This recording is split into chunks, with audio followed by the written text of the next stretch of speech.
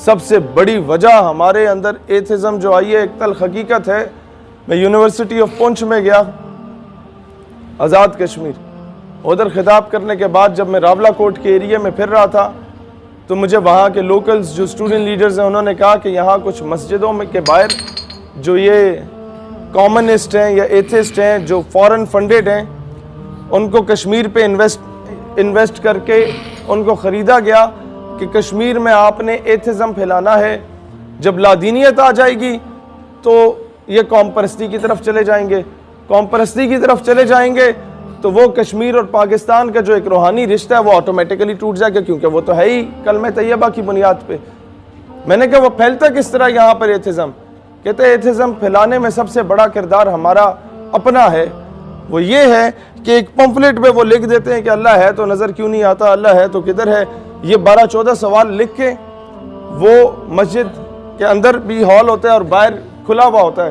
کہتے ہیں بائک کے پیچھے جا کے وہ پھینک کے نا تو بھاگ جاتے ہیں، تو وہ ڈسپرس ہو جاتے ہیں سارے پمفلٹ.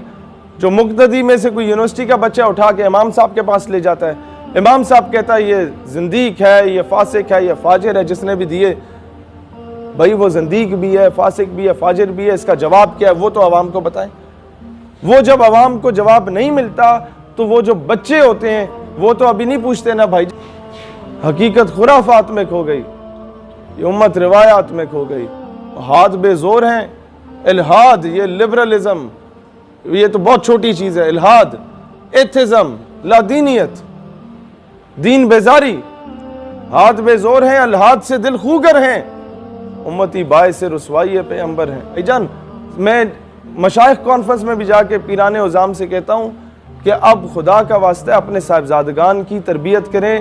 جیسے حضور ضیاء الامت پیر کرم شاہ الازہری رحمۃ اللہ علیہ بغیر بلائے مہمان چلے جاتے تھے عرسوں پہ، اور جب خطاب کا موقع ظاہری سی بات ہے معتبر شخصیت تھی لوگ دے دیتے تھے، تو وہ مریدین کے سامنے پیر صاحب سے کہتے تھے ہاتھ جوڑ کے کہ اپنے بچے میرے حوالے کرو، 2-4 جماعتیں پڑھ لیں گے تو کل کو کوئی شرعی مسئلہ سمجھا دیں گے. نہیں تو پنڈ دیہات میں تو لوگ ان کے گوڈے گٹے چوم لیں گے کہ پیر صاحب تشریف لے آئے ہیں. شہر میں جائیں گے، کسی یونیورسٹی کے بچے نے کوئی شرعی مسئلہ پوچھ لیا تو وہ آگے سے یہ جواب دیں گے کہ میرے دادے نے پھونک ماری تو 6 جن اڑ گئے. تو ابھی لوگ یہ چیزیں نہیں ایکسیپٹ کرتے. یہی وجہ ہے کہ ہر مسخرہ جو ہے وہ اٹھ کے پیر بنا ہوا ہے. یہی وجہ ہے کہ ہر 3rd کلاس آدمی اس نے مذہب کا لبادہ اڑا ہوا ہے. اور جو لوگ حقیقی معنوں میں معذوری کی حالت میں بھی ختم نبوت پہ پہرا دیتے رہے ہیں ان لوگوں کو نظر انداز کیا گیا ہمیشہ سے.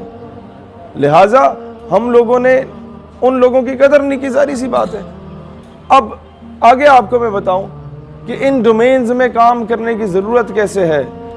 سب سے پہلے کسی پڑھے لکھے عالم کے پاس جائیں، انہیں کہیں حضرت ہمیں ایک پمفلٹ پہ ختم نبوت صلی اللہ علیہ وسلم کے دفاع میں ایک پورا نوٹ لکھ دیں قرآن و حدیث کی روشنی میں، یا ہمیں بتا دیں، ہم اپنے علماء ونگ سے ریکویسٹ کر کے کروا دیں گے. اور وہ آپ اگر وہ علماء کہتے ہیں کہ اگر آپ نے حضور علیہ السلام کی ذاتی خدمت کرنی ہے تو آپ ختم نبوت کا کام کریں. آپ منیمم جو کام کر سکتے ہیں وہ یہ کر سکتے ہیں کہ کالجز یونیورسٹیز کے باہر وہی پمفلٹ فوٹو کاپی 1000 روپے تو ہر بندہ انویسٹ کر سکتا ہے نا دین کے لیے. وہ آپ 1000 فوٹو کاپیاں کرائیں، ہر یونیورسٹی کالج کے باہر کھڑے ہو جائیں، پینٹ کوٹ پہن کے ٹائی لگا کے کھڑے ہو جائیں تاکہ انہیں آر محسوس نہ ہو کہ پتہ نہیں کون اٹھ کے آ گئے. آپ نے کہا hello sir, how are you? Fine. یہ جی یہ it's a gift from my side, اسے پڑھیے گا. کیا موت پڑتی ہے؟ نوکری حاصل کرنے کے لیے بھی تو پینٹ کوٹ ٹائی لگا کے پہنچے ہوتے ہیں نا کہ صاحب میں آپ کا بڑا نوکر ہوں، بڑا وفادار ہوں، سر میں آئی کم ان. تو یہ کام بھی کر سکتے ہیں، حضور کے لیے بھی کیا جا سکتا ہے. اقبال کو تو موت نہیں پڑی تھی مغرب میں جا کے وہ پیغام دینے میں، قائد اعظم کو تو موت نہیں پڑی تھی وہاں جا کے یہ پیغام دینے میں. لیکن ان کے کلچر میں سے اگر کسی پینٹ کوٹ کو پہن لیا تھا اس کا مطلب یہ نہیں تھا کہ غلامی کو اپنا لیا. وہ ایک آنکھ والی اینک ٹائپ پہنتے تھے قائد اعظم رحمت اللہ علیہ.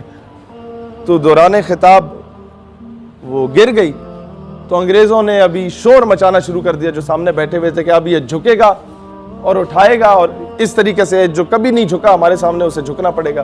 قائد اعظم نے جیب سے دوسری نکال کے پہن لی. یہ ہوتی ہے دور اندیشی، یہ ہوتی ہے لیڈرشپ. قائد اعظم رحمت اللہ علیہ جب اس دور میں انہیں کہا جاتا تھا نا کہ یار یہ اتنا سا پاکستان ہے، پورا اکھنڈ بھارت ہے، اس کے 2 گورنر جنرل بنا لیتے ہیں، 2 وزیر اعظم بنا لیتے ہیں، ایک نہرو ہو جائے گا، ایک آپ ہو جائے گا.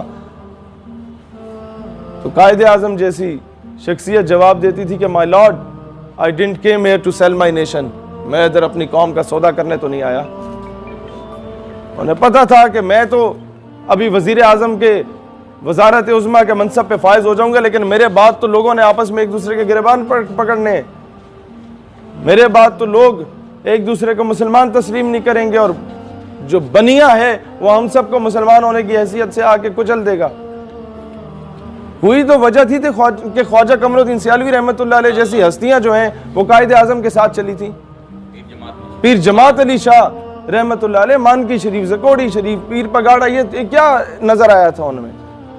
وہ ایک کلین شیو آدمی میں کچھ تو تھا نا کہ تخت سکندری پہ وہ کبھی تھوکتے بھی نہیں، بستر لگا ہو جن کا سرکار کی گلی میں، کہ ان ایسی ہستیوں کو کچھ تو نظر آیا تھا کہ رسول اللہ صلی اللہ علیہ وآلہ وسلم نے بیداری کی حالت میں انہیں بشارت بخشی، اور جا کے بر صغیر میں ایک علیحدہ ریاست کے لیے، علیحدہ مملکت کے لیے کردار ادا کرو. لہٰذا آپ لوگوں نے یہ مایوس نہیں ہونا کہ جناب ہم اس لیول کے بندے نہیں ہیں تو شاید ہم کام نہ کر پائیں. اپنی یونیورسٹی میں، اپنے کالج میں، اپنے مدرسے میں، اپنے علاقوں میں، اپنی جس ڈومین میں کام کر رہے ہیں، جہاں جاب کر رہے ہیں، وہاں اپنا کردار ادا کریں. اور یہ لٹریچر بانٹیں. مرزا قادیانی کو لانچ ہی لٹریچر کی بنیاد پہ کیا گیا، اس کی کتابوں کو مفت میں چھاپا گیا ملکہ برطانیہ کی جانب سے اور پورے بر صغیر میں ڈسٹریبیوٹ کیا گیا. ہم نے اس کے کاؤنٹر میں کیا کیا؟ ہم نے صرف نعرے لگائے، اور نعرے بھی اپنے ہم خیالوں میں لگائے ہیں نا، کفر میں جا کے تو لگائے نہیں ہیں. ہم پہ سب سے بڑا الزام یہ لگتا ہے کہ جی آپ جہاں خطاب کرتے ہیں وہاں خواتین ہوتی ہیں ساتھ. او بھائی اب وہاں کا ایٹماسفیئر ہی ایسا ہے تو ہم لوگ وہاں جا کے بات نہ کریں تو مجھے بتائیں، مسجد میں 250 ہم خیال کے ساتھ پنکھے کے نیچے ختم نبوت کا نعرہ یا نعرہ رسالت لگا دینا تو بڑا آسان کام ہے.